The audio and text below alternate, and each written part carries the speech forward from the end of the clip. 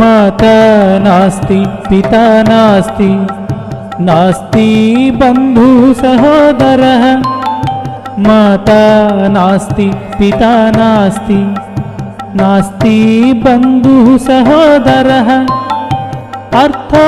नास्ति गृहं नास्ति तस्मात् जाग्रता जाग्रता अर्थो नास्ति गृहं नास्ति तस्मात् जाग्रता जाग्रता तस्मात् जाग्रता जाग्रता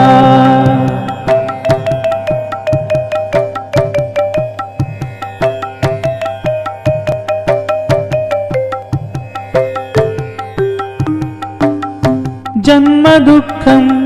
जरा दुःखं जाया दुःखं पुनः पुनः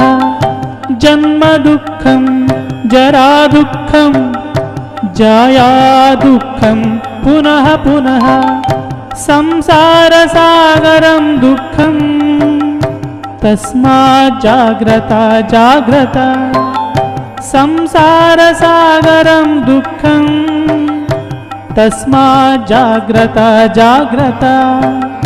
तस्मात् जाग्रता जाग्रता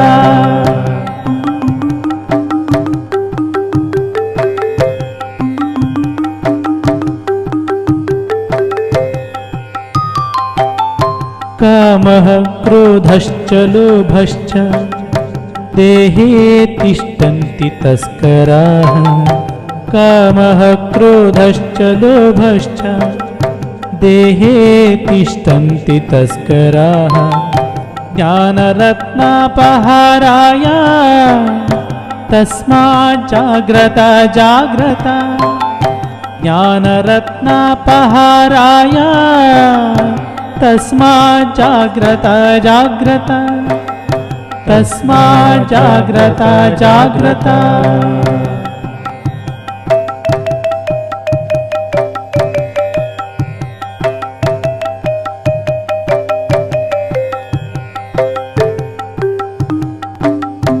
आशया बध्यते लोकः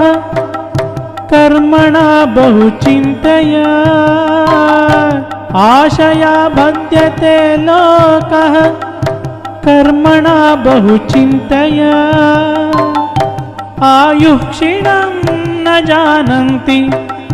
तस्मात् जाग्रता जाग्रता आयुः क्षीणं न जानन्ति तस्मात् जाग्रता जाग्रता तस्मात् जाग्रता जाग्रता